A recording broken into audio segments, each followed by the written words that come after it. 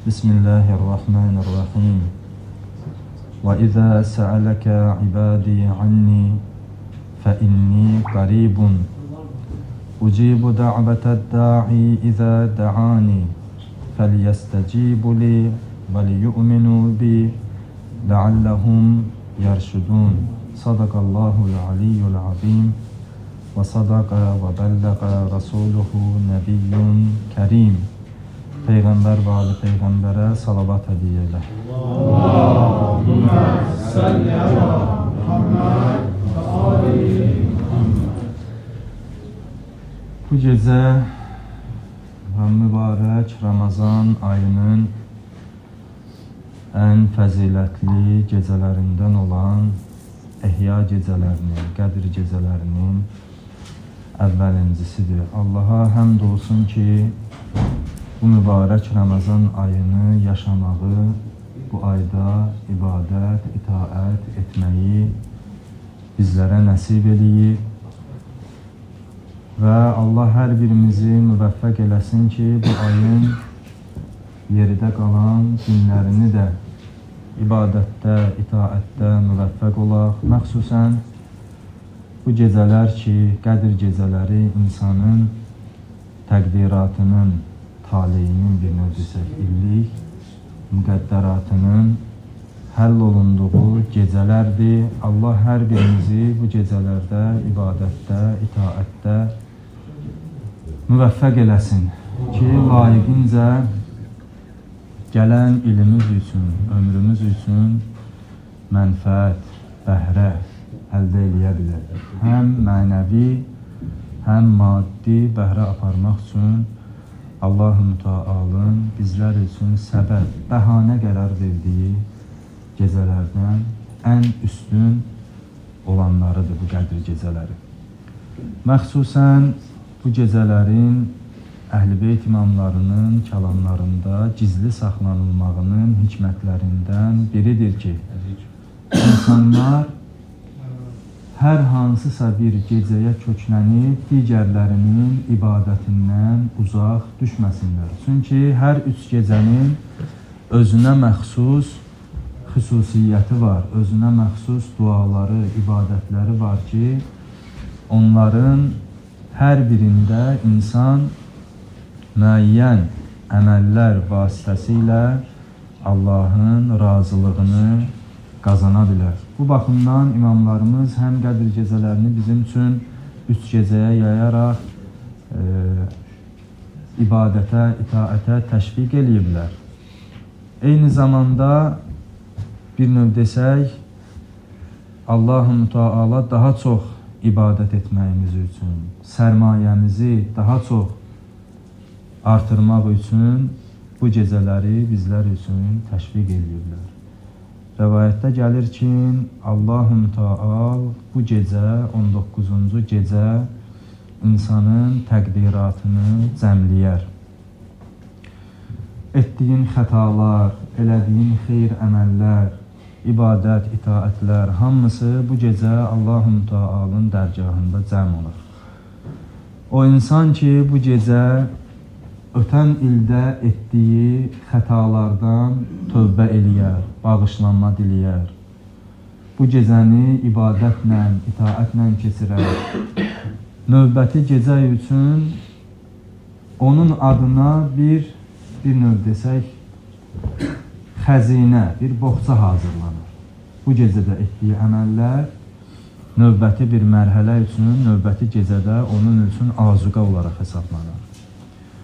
Həmin gecədə etdiyi ibadət və itaətlə artıq 3-cü gecədə ki, onun növbəti ili üçün təqdiratının möhrü vurulacaq, o gecədə etdiyi ibadət, itaət 3-cü gecə üçün hazırlıqdır. 3-cü gecədə isə Allah bəndənin gələn ilinin xeyr və şər baxımından bir növ desək, möhrünü vurur. Ki, imam buyurur ki, artıq 3-cü gecədə Allah öz qəzavətini eləyir ki, orada təqdirin dəyişməsi olmaz. Bu baxımdan bu 3 gecələri layiqincə istifadə eləməliyik ki, gələn ilimizi xeyirli, ömrümüzü bərəkətli eləmək hər birimizə nəsib olsun.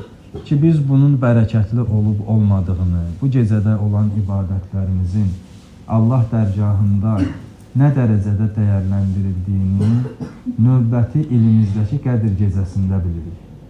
Məsələn, ötən ilin Qədr gecəsi bizim üçün necə keçir? Hər bir insan həmin Ramazan ayından, Qədr gecəsindən, bu Qədr gecələrinə qədər olan ömrünü təhlil eləsə ki, başına nələr gəlib bu bir ildə? Xeyrə yetişib, yoxsa bəlalarla, çətinliklərlə ötüşüb? Həmin o müddəti təhlil eləsə, özündə bu qənaətə gələ bilər ki, bundan əvvəlki Ramazan ayının Qədr gecəsi Allah dərgahında ondan necə qəbul olunub. Ona görə insan gərək bu gecələri dəyərləndirsin, hər anını, hər saniyəsini bir növ desək, özü üçün sərmayə olaraq Allahın dərgahında hazır eləsin. Əhl-i Beyt əleyhimussalamın bu gecələrlə olan təlimləri əsasən insanın 3 əməlinə köklənir.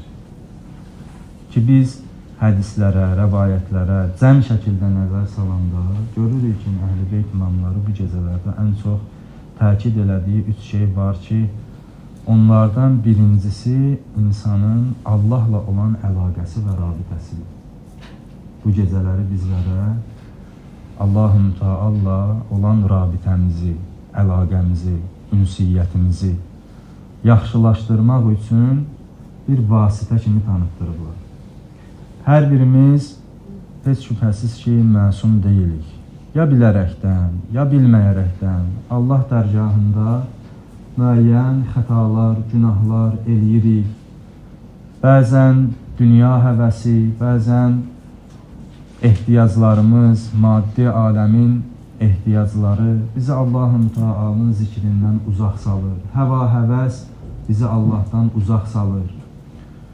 Bütün bu nöqsanlarımızı düzəltmək üçün, xətalarımızı bağışlatmaq üçün və Allah-u Teala'nın dərgahından lütf, kərəm, ehsan əldə eləmək üçün Əhl-i Beyt imamları bizə təkid ediblər ki, bu gecədə Rəbbimizlə, Allahla əlaqəmizi düzəldin. Ötən ildəki olan nöqsanlarımızı, xətalarımızı Allahla doğru, düzgün münasibət qurmaqla o əlaqəni, rabitəni qüvvətləndirin ki, bu sizə bu gecələrin müvəffəqiyyətinin ələ gətirilməyində rol oynayacaq. İnsan əgər bilsə ki, bir yerdə, bir məkanda onun taleyi həll olunur, onun barəsində hökm olunacaq. Heç şübhəsiz ki, bütün cəhdi ilə çalışacaq ki, həmin o mühakimənin, o taleyinin həll olunduğu məhkəmənin bir növ desə nəticəsi yaxşı olsun. Bizim bu gecələrdə Allah-u Teala'nın huzurunda ömrümüzün, taleyimizin bir hissəsi həll olunur. Ona görə bizlər bu gecənin, bu məhkəmənin hökmünə biganə qala bilmərik. Allah-u Teala'nın ki, o qəzavəti, o təqdiri olacaq növbəti ilimiz üçün bizlər həmin o təqdirata biganə yanaşa bilmərik. O biganəliyi də ortadan aparacaq yeganə şey Allaha ibadət itaətdir. Allahla doğru, düzgün ünsiyyət qurmaqdır. Məsələn, Peyğəmbərimizin Əhl-i Beyt imamlarının davranışına nəzər salanda görürük ki, bu gecələrdə yataqlarını yığışdırardılar. Yatmışların üzünə su vurardılar ki, ta bu gecəni oyaq qalsın, ibadətlə, itaətlə məşğul olsun. Və yaxud özləri bu gecəni ibadətlə, itaətlə keçirərdilər, ətrafındakıları təşviq edirdilər. Bütün bunların hamısı nə üçün idi? Yəni, ətrafdakılara bunu aşılayırdılar ki, sənin taleyin həll olunur bu gecədə. Sənin bu gecədə təqdiratın, sənin barəndə bir növ desək, qəzavət hökm olunur. Ki, sən burada yatmalı deyilsin. Yatdın, bir növ desək, o lütfdən, o ehsandan, o kərəmdən, bərəkətdən, bu gecənin lütfündən uzaq düşəcəksən. Məsələn, bu gecənin ən üstün əməllərindən biri gecəni oyaq qalmaqdır. Məsələn, əhya gecələri deyirlər. Əhya Həy diri deməkdir. Ehya yəni bu gecəni diri keçirtmək, yəni oyaq qalmaq. Amma hansı dirilik Allah-ı Mütealın huzurunda dəyərləndirilir?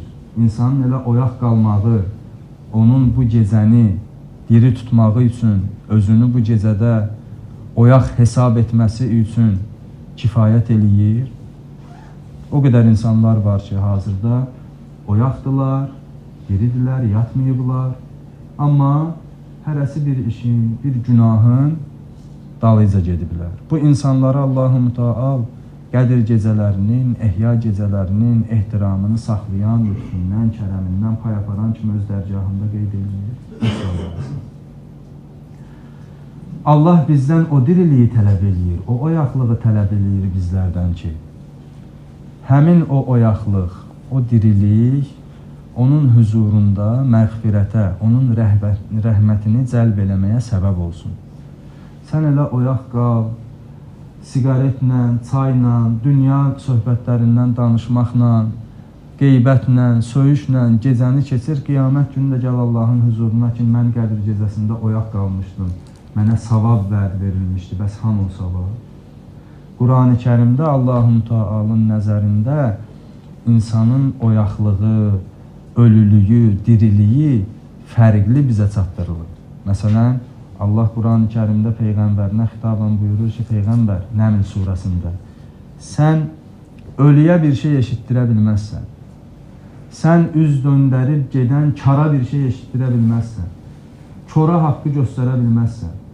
Bu Peyğəmbər hansı ölüyə, hansı kara, hansı kora nəyi çatdırmağa çalışırdı ki, Allah-ı Müteal buyurur ki, sən nə ölüyə söz çatdırmayacaqsan, nə kara çatdırmayacaqsan, nə kora bir şey hidayət eləyə bilməyəcəksən.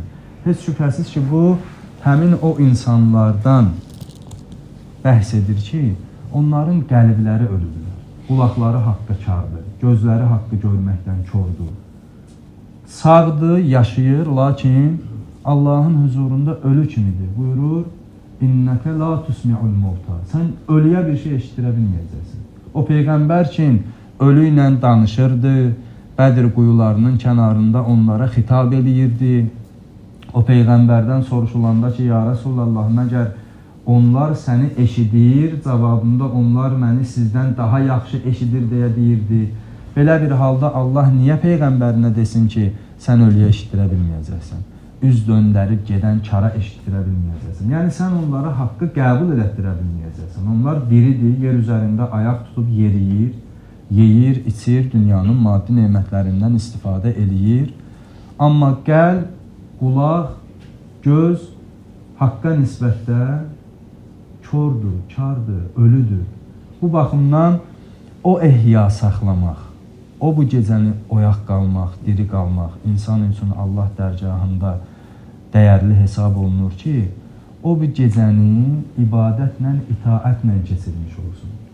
Yoxsa oyaq qalıb elə günah dalınca getmək Qədir gecələrinin savabının ələ gəlməsi üçün səbəb olmayacaq. Peyğəmbər barı Peyğəmbərə salavat hədiyyir. Allahümmə səlli əla Muhammed və ali Muhammed. İmam Səccad əleyhissalamın Səhifə-i Səccadiyyəsində Ramazan ayı ilə bağlı müxtəlif duaları var. Məsələn, Ramazan ayı daxil olanda o həzrətin elədiyi dua var. Ramazan ayı xaric olanda o həzrətin etdiyi dua var. Ramazan ayında gecələr və səhərlərdə etdiyi dua var. Həmin o duaların birində, Ramazan ayının gecələrində və gündüzlərində imamın etdiyi duaların birində İmam əleyhissalam buyurur ki, İlahi, sən bu ayı digər ayların üzərində seçib məxsusi qərar vermisən. Ehtiramını başqa ayların ehtiramından daha əzəmətli qərar vermisən. Bu ayın gündüzlərini başqa vaxtların gündüzlərindən daha dəyərli qərar vermisən. Gecələrini başqa ayların gecələrindən daha üstün qərar vermisən. Bunları deyəndən sonra Həzrət buyurur ki, وَأَجْلَلْتَ فِيهِ مِنْ لَيْلَةِ الْقَدْرِ Əlləti hiyə xeyrun min əlfi şəhr. Sən bu ayı Qədr gecəsi ilə əzəmətləndirmisən, dəyərləndirmisən ki, həmin o gecə 1000 aydan daha xeyirlidir. Yəni bu gecədə elədiyin bir əməl başqa 1000 ayda etdiyin əməllərdən Allah dərgahında daha dəyərli hesab olunur. Ardınca imam buyurur ki, sonra başqa ümmətlərdən bu ümməti, bu gecənin əhlini, bu ayda dua eləyib, ibadət eləyənləri daha üstün qərar vermisən. İmam başqa bir duasında buyurur ki, ilahi sən bizim üçün səbəblər cəmləmisən, sən bizim üçün bu ayı bərəkətli qərar vermisən və sair və ilaxır. Ramazan ayını mədh eləyəndən sonra dualarının birində Həzrət buyurur ki, Allahümmə və hədə yevmun hadisun cədid. İlahi, sənin bu günün, hələ Ramazan ayı və Ramazandan başqa aylara xitaben imam buyurur. Sənin mənə üz gətirdiyin bu gün, nəsib elədiyin bu gün, hadisun cədidun, yeni bir gündür, yeni bir hadisədir. Bizim içində olduğumuz bu gecə Allah-u Teala'nın bizim ömrümüzdən ayırdığı yeni bir gecədir. Bu dünənki gecə deyil ki, yenidən qayıdıb gəlir. Ömrün keçən hər anı onun bir hissəsini bizdən oğurluyur. Buyurur ki, sənin bu gündüzün, bu gecən bizə üz gətirmiş yeni gecə, yeni gündüzdür. Və huvə aleyna şahidun atid. Və həmin bu gecə, həmin bu gündüz bizim üzərimizdə şahiddir. Özdən necə şahid? Yaxamızdan əl çəkməyən şahid. Ətid bir şeyi izləyən, ondan əl çəkməyən. Məsələn, insanın əməllərini yazan iki mələk barəsində Allah danışanda onlardan birini bizə rəqib, birini ətid deyə tanıtdırır. Etdiyimiz hər əməlləri onlar qeyd edir. Yəni bir növ desək, yaxamızdan əl çəkmir. Buyurur ki, ilahi, sənin bu günün, bu gecən, mənə üz gətirən hər bir an, sənin mənə bəxş elədiyin yeni gecədir, yeni gündüzdür, yeni zamandır. Və o, hər anıyla mənim etdiklərimə şahiddir. Mənim yaxamdan əl çəkməyəcək şəkildə, daim mənimlə birgə olacaq şəkildə mənim şahidimdir. Həzrət buyurur ki, in əhsənna vəddə'na bihəmd. Əgər biz onda xeyir iş görmüş olsaq, onunla yaxşı davranmış olsaq, səndən tərifə layiq olacaq. Yəni, sən öz dərgahında bizi tərifə layiq qəbul edəcəksən. Və əgər və in əsə'na farəqəna bizəm. Əgər onunla pis davransa, məzəmmətlə bizdən üz döndərib gedəcək. Həmin o şahid, bu anlarımız kim var? Bu qiyamətin günündə Allah-u Teala'nın huzurunda bizə şahidlik edəcək. İmam buyurur ki, əgər bunda yaxşı davransa, qiyamət günündə bizim barəmizdə gəlib yaxşı şahidlik edəcək. İmam Baqir əleyhissalamdan nəql olunmuş bir kəlamda o həzrət buyurur ki, elə bir gündüz yoxdur ki, Adəm övladına üz gətirsin, həmin o gündüz, səhər ona xitab etməsin ki, ey Adəm övladı, mən sənin yeni gününəm və mən sənin üzərində şahidəm. Mənimlə xeyirli davran, yaxşı davran ki, mən qiyamət günü sənin barəndə şahidlik eləyəcəm və sən ondan sonra heç vaxt məni görməyəcəksən. Yəni, gələcək o ilahi məhkəmə anında, yaşadığın zaman, müddət, ömür, gələcək gün bə gün, an ba an sənin barəndə şahidliyini eləyib çıxıb gedəcək. Bir də heç vaxt onu görməyəcəksən. Ancaq onun nəticəsini görəcəksən, əsərini hiss edəcəksən. Ya cənnətdə, ya cəhənnəmdə. Həzrət buyurur, elə bir gecə yoxdur ki, Adəm övladına üz gətirsin. Həmin o gecə ona xitab etməmiş olsun ki, ey Adəm övladı, mən sənin yeni gecənəm. Mənimlə xeyirli davran, məndə yaxşı işlər gör ki, mən sənin barəndə qiyamət günü şahidlik eləyəcəm və sən o andan sonra heç vaxt məni görməyəcəksən. Bizim qiyamət günü şahidlərimizdən biri əgər bizim əməllərimizi yazan mələklərdirsə, şahidlərimizdən biri bədən əzalarımızdırsa, qiyamət günündə əllərimiz, gözlərimiz, qulaqlarımız, bütün bədən əzalarımız etdiyi günahları özləri iqrar eləyəcək. Yəni artıq dil danışmayacaq, dildən soruşulmayacaq ki, sən filan əməli eləmisən, əllə birinə şillə vurmusansa, əl özü şahidlik eləyəcək ki, bəli vurub da, dilin inkar eləmək qüdrəti olmayacaq. Ayaqla haram bir yerə getmisənsə, ayaq özü şahidlik eləyəcək ki, bəli, bu mənimlə haram olan yerə gedib. Daha dilin onu inkar etmək şansı olmayacaq. Bu baxımdan yaşadığımız bu anlar, ömrümüzün hər bir anı qiyamətin günündə bizim üçün şahidlik eləyəcək. Özü də yaxamızdan əl çəkməyəcək şəkildə. Belə deyil ki, bir yerdə onu azdırım, bir yerdə gözündən yayınım. Qiyamatin günündə gəlib şəhadətini verəcək, şahidliyini eləyəcək, ondan sonra bir daha onunla qarşılaşmayacaq.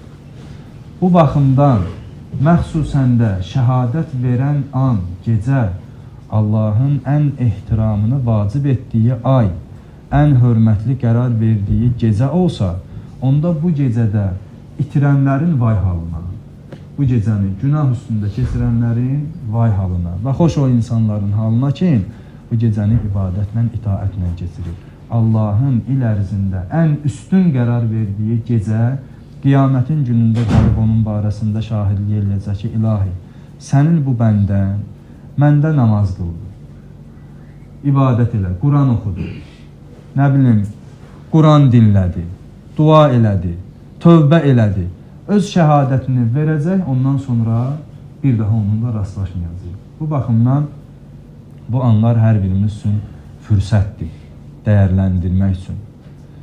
Bilmirik ki, gələn Ramazan ayında bizim belə bir fürsətimiz, şansımız olacaq ki, Qədr gecəsi olsun, günahlarımızın tövbəsini eləyək, əməllərimizin tövfiqini Allahdan istəyək, müvəffəqiyyət diləyək, xətalarımızı bağışlatmaq üçün Allaha üst tutaq. Bilmirik ki, gələn il bu bizə nəsib olacaq, olmayacaq. Nəinki gələn il, heç gələn Qədr gecəsinə, sabahki günümüzə təminatımız yoxdur. Ona görə əldə olan bu anı indi dəyərləndirmək lazımdır. Keçən hər bir an insanın boşa verdiyi fürsətlərdir ki, Həzrət Əmir Əl-Müminin buyurur ki, fürsətlər gec gələr, sürətlə əldən gedər.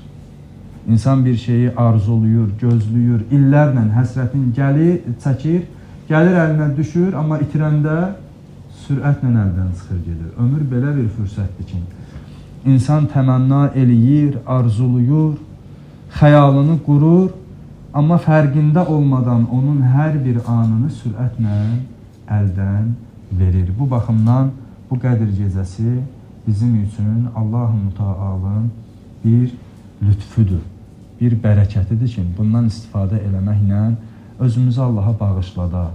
Allahdan gələn ilimizin ruzusunu, bərəkətini, xeyr əməllərdən müvəffəq olmağı diləyə bilək, ələ gətirə bilək.